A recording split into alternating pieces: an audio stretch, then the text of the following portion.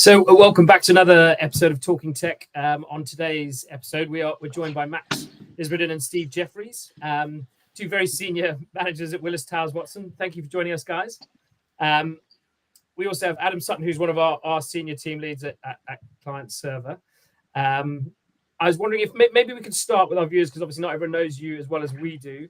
If you guys could maybe do a little introduction to your roles at Willis Towers Watson, and maybe tell people a little bit about Willis itself. Yeah, maybe I can start. So my name is Max Izbrodin. I'm a technology delivery director at WTW. So I work for a line of business which is called insurance consulting and technology. This is essentially a combination of consultant services and software products and technology solutions that we offer to our clients who are insurance companies. So in my role as a technology delivery director, I am mainly responsible for providing technical leadership and oversight to a group of software projects, which are delivered by several delivery teams. Great. Cool. Steve? Then myself, yep. Steve Jefferies. So I am Principal QA Engineer here at WTW. I work in the same line of business as Max. So my role here is predominantly to look after the global QA community within the Insurance Consulting and Technology division. So predominantly this is looking at making sure we've got the right practices, tooling, standard, strategy for QA across our business. So I work very closely with the likes of Max on making sure that is turned into reality in our products. Okay.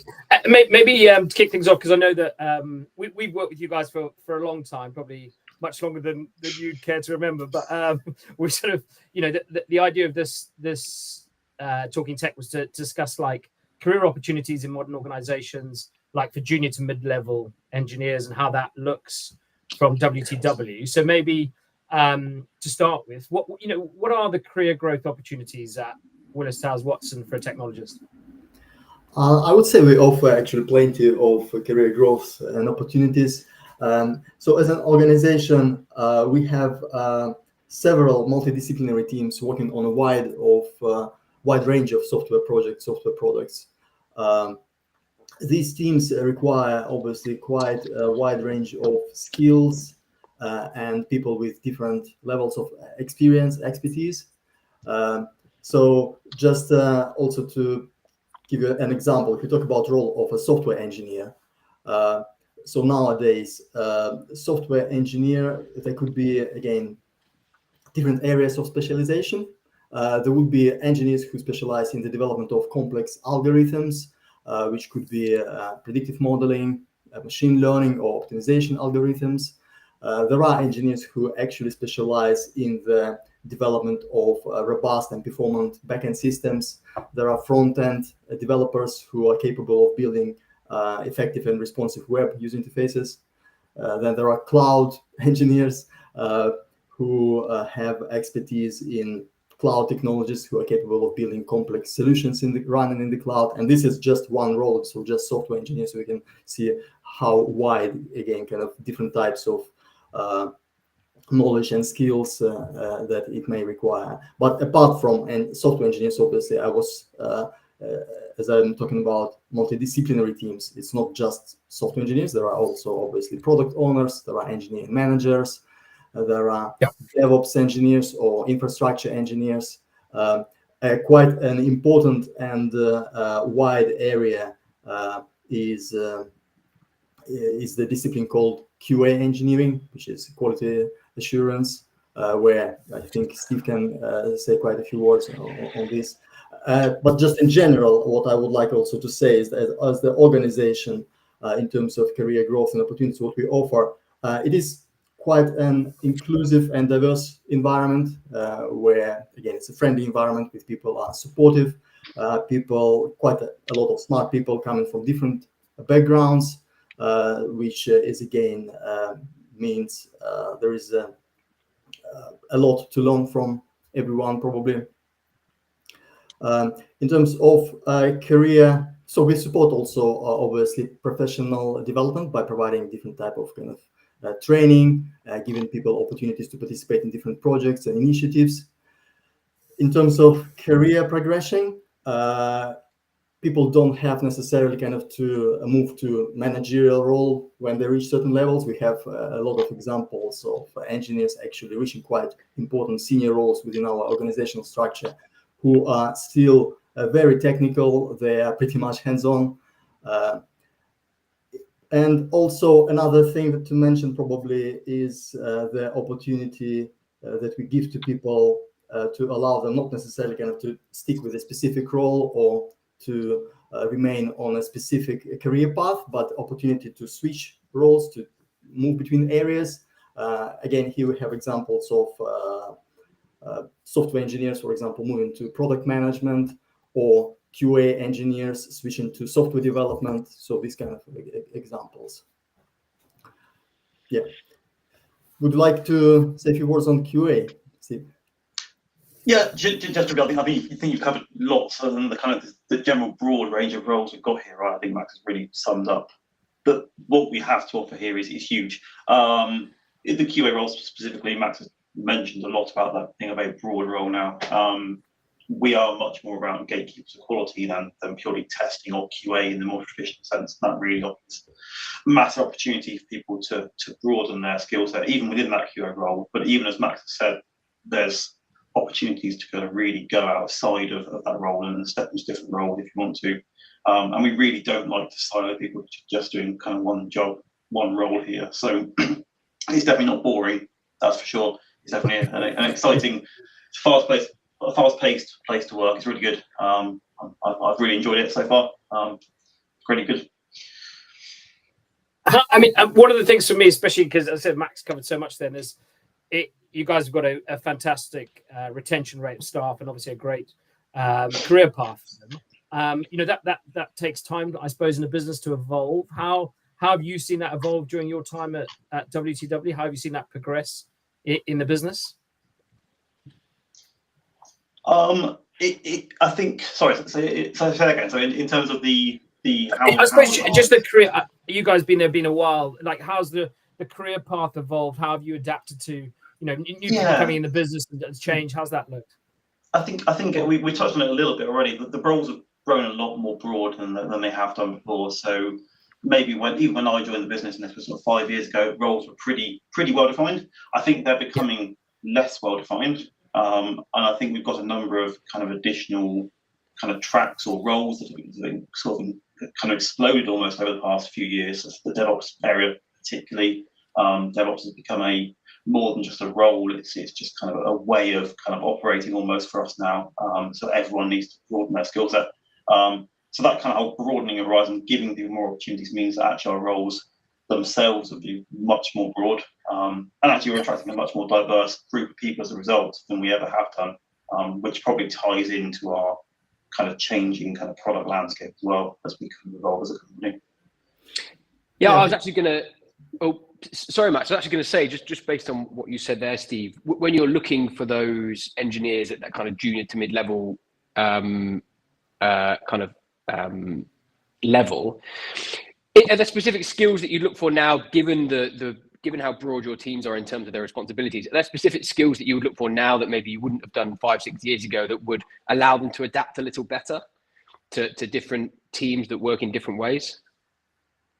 Well, I think it's a hard one to answer, because I think ultimately for me, it is looking for someone who's got that kind of fungibility in their skill set. So yeah, we see a lot of people who have got that these days, and it's becoming more the norm in the industry, which is great. So I look for people who have got kind of lots of different experiences and lots of different business, lots of different sectors. I don't look for someone now who's just worked in one particular industry, because often that, if you've got someone like that, they've probably got quite a narrow view on it. It's not to say they can't expand, but a lot of the best people we have got lots of experience. They're bringing lots of experience into our business, which is really good to see.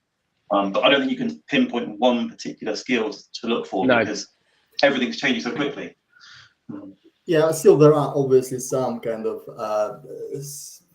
fixed things that we were looking after, like from the very beginning, probably in terms of hiring. We're still improving, but what I think the current state, the kind of key kind of requirements that we look into from technical candidates, independently on the level of experience and on a specific role. Obviously, first of all, we're looking for passion for technology. This is really important. We are looking for people who are great team players, because again, all the work that is done in our organization is done by teams.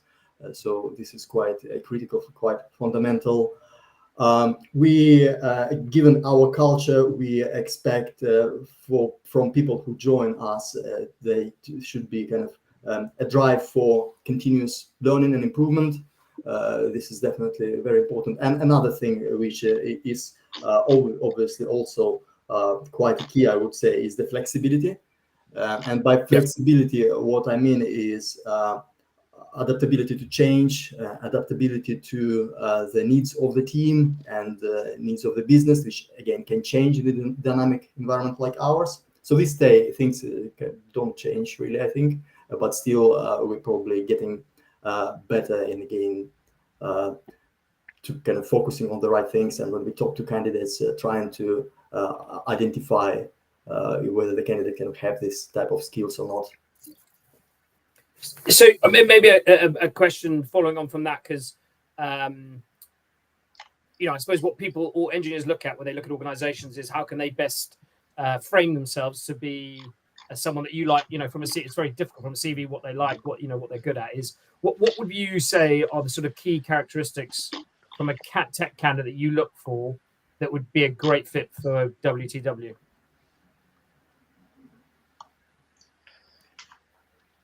I think I can possibly take this one.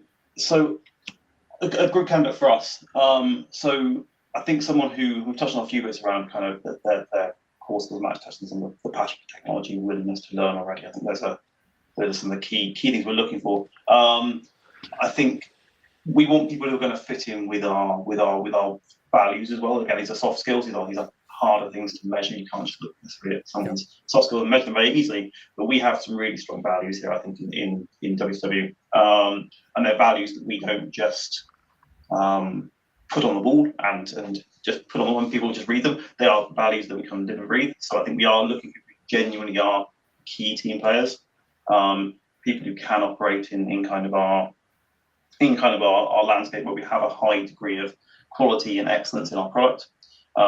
So we're looking for those things. Those people stand out to us if they can demonstrate that. It's quite hard to demonstrate. These are more soft skills, and then they go hand in hand, obviously, with some of the more technical kind of hard skills and experiences that we need to bring, dependent on the role they're joining. Okay, that makes sense. And then how does you guys mentioned the bit that I like is obviously the fact the broader opportunity and people being encouraged to be able to go outside their technical space, learn and grow. What for technologists looking to make that shift from the area they sort of currently work in, what kind of advice would you give them around trying to broaden that or scale out their technical experience? What advice would you give them? Well, first of all, probably it's good to just question yourself what you're trying to achieve, what you're looking for, what motivates you for the change, and how it may impact your longer-term career. Because again, change is all good, but it's also another thing to probably that I would recommend also from personal experience. It's good also to maybe try getting involved in some of the activities before you kind of have any longer-term kind of commitments. And these type of opportunities can arise, especially like in our case in multidisciplinary teams where we have kind of people having different roles working together with the possibility maybe to get involved in some other projects. If people can try themselves just to make sure that, just to confirm that this is actually kind of the right job for you and something that you are likely to enjoy longer term. If people can find these kind of opportunities, that's obviously great. But then in general, if you kind of decided to proceed to move, then first, obviously to understand what type of skills and experience would normally be expected or required for this role, review what type of skills and experience you already have, what may need to be developed or acquired, finding suitable learning opportunities that again can be formal training, self-learning, but it's also important maybe to get some practical experience. And then, just the final step is actually looking for role opportunities within your own organization, if you hopefully plan to stay, or it could be outside. And if it's your own organization, again, probably it's good to talk to your manager to discuss, and who hopefully will help. I think just to add on that as well, I think it's, for me, if you want to make a change, you want to do something different in tech, in any role, you have to do it for yourself. You have to jump in. You have to make those opportunities for yourself. Clearly, businesses like ours, we do look to support and help people. But similarly, if there's something you really want to do, as Max mentioned, the practical experience of doing something is going to be far more valuable than reading or training or anything like that. So you have to make those changes. You have to get yourself kind of into those situations where you can make that change. You have to kind of make your own destiny almost in that respect. You can't expect someone else to kind of help you on that path all the time. It sounds also like, I mean, I'm hoping that we're not going to now have loads of your own engineers wanting to apply for other roles in other teams now that we're saying how great it is. But I suppose it's indicative of, like, obviously what a great environment and culture WTW have to encourage this kind of, broaden your horizons, broaden your skill set. I think it's really important, especially with the new or the younger generation of technologists and engineers coming in, having that breadth and that opportunity. That's how I see most people being able to retain their staff. If we move that on to, like, now sort of industry specific to you guys, what are the exciting challenges? What do you see are the big hurdles in your industry right now? Oh, okay. Where to start? Where to start on this one? So I think, if we look at challenges or opportunities, depending on your school of thought, there, I think there are a whole load of stuff. I mean, the big one, like the rest of the world, is this shift towards kind of AI and being fully cloud native. That's a really big topic for everybody. The insurance industry, I think, presents massive opportunities if businesses get kind of AI and cloud right. And I think that's one of our big shifts for us, is to move in that direction right now. But to do that comes with a whole load of challenges. So if you look at kind of things like AI and cloud technologies, you've got things like, okay, now we're trying to take more historically a industry, the insurance industry, which is kind of very risk averse, has to hold of their own IP. How do you make it available in the cloud? How do you make that secure? How do we ensure customers are happy with the solutions we're putting out there? Are we going to be keeping their data secure, that we're not leaking their IP or anything like that? There's a whole security aspect to that. We're also dealing with much broader sets of data than we've ever dealt with before in this industry. Huge data sets now. So how can you, again, keep that secure, but how can you leverage that data quickly enough to make really quick, rapid decisions? Is a big area, goes hand in hand with AI. AI works best when it's got lots of data to use behind it. So we need to be having the data close to where we're running the AI systems. So there's a whole load of challenges there for us as a business.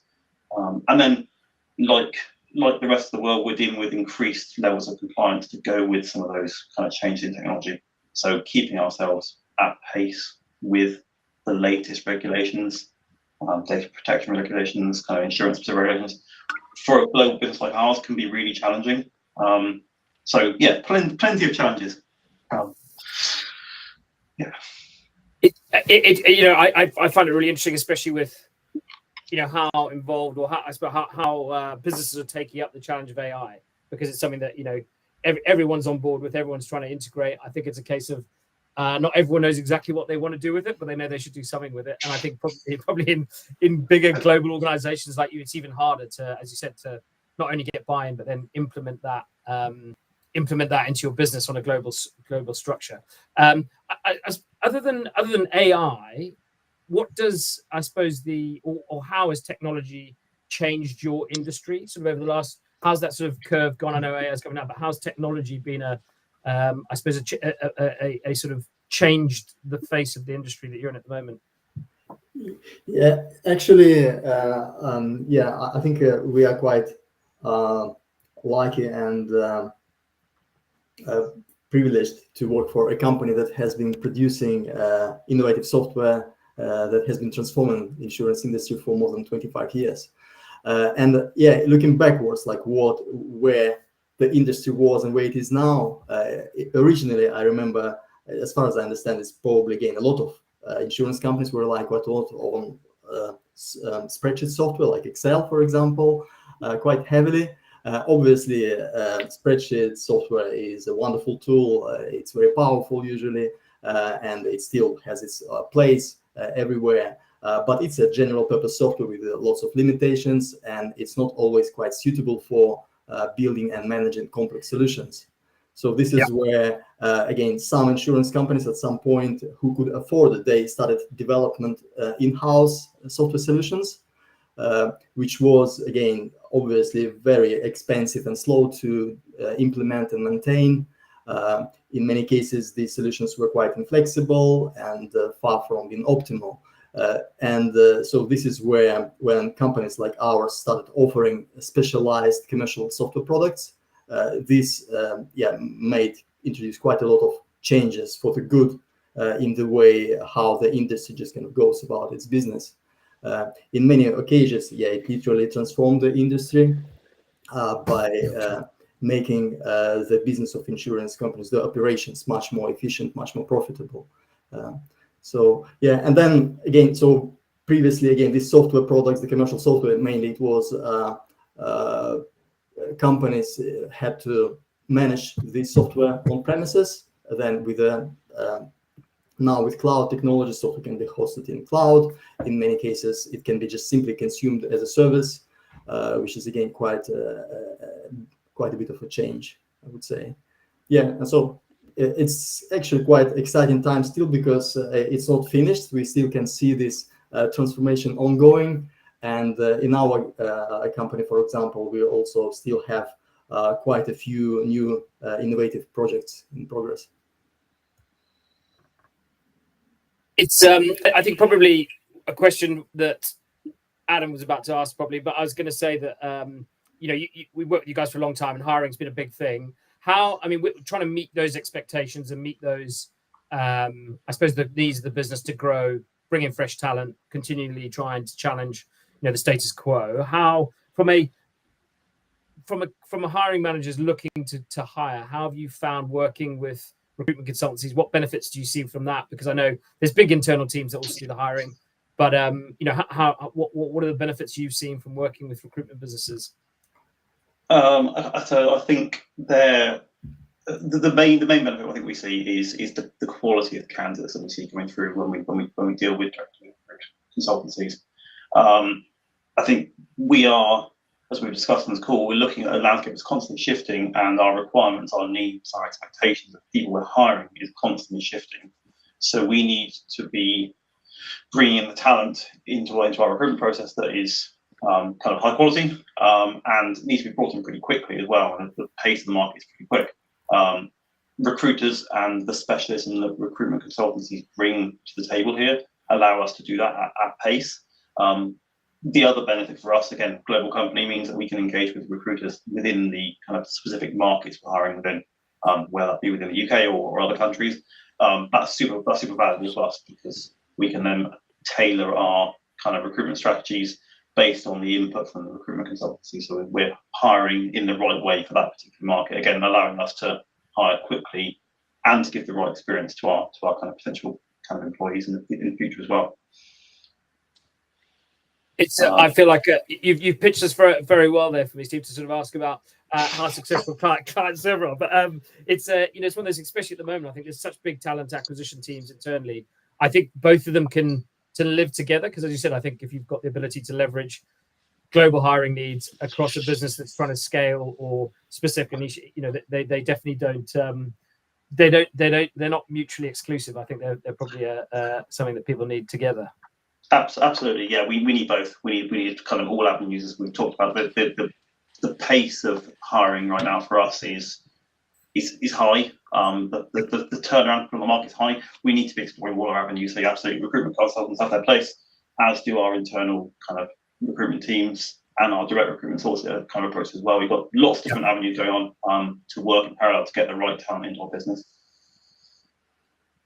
One of the advantages I found quite working with recruitment companies and the client server in particular is establishing this kind of good relationship and good effective feedback loop that allows us to move quite quickly and efficiently whenever we start hiring for a new role, for example. This is also very useful. And it's nice to have... Sorry? Yeah, sorry, Max. I was going to say, alongside what you guys were saying earlier about the soft skills and the understanding of the culture, in order that you can get those people in who can move sideways and move into different areas. So much of that is not just on a CV. It's us spending half an hour, 45 minutes with candidates and understanding, okay, well, they might be a perfect fit for Max's team or Steve's team on paper in terms of their hard skills, but actually their adaptability, their passion for technology, whatever, isn't there, and therefore they wouldn't be suitable. And I think knowing that and a bit like you were just saying, Max, in terms of building that relationship, hopefully means that you get those sorts of people in who do want to do that stuff, who do want to move sideways, who do want to move into different areas too. So I think it really helps to have that understanding for us as much as for you guys. Yeah, I'd agree. Just to clarify, maybe, it's still not quite that we necessarily need people who want to move sideways. It's still, in many cases, when you hire, obviously, for a specific role, you would expect them probably to stay. But it's more like for candidates to know that there are these opportunities, obviously. Yeah. I guess it would be helpful for you to get people more interested.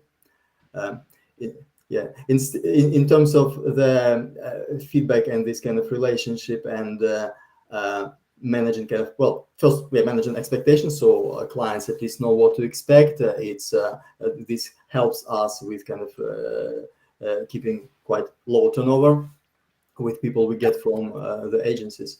But it helps quite a lot because, again, in a job spec or just in a brief, it's not possible to cover everything. But it's when you start getting specific candidates and when you try kind of to provide some feedback to agencies why specific candidates maybe not necessarily quite maybe good. This is what is kind of the key, and having behind the scenes. I know we work mainly with you, Adam, as our kind of primary contact, but I know there are multiple teams focusing on specific areas, and it's not always easy to get this kind of feedback actually accurately translated and passed over and taken on board. And this is what I really kind of value, I think, working with client server, when this feedback actually is kind of heard and taken into consideration and acted quite promptly. It's I think we said at the start, Max, as well. I think Adam's team do a great job. He manages across the spectrum of the tech, and I think it's so nice having clients like you that trust us, and we can end up having very honest conversations and great feedback loops, which just means the process is quicker, better, more accurate, and effectively it ends up being more efficient for both of us.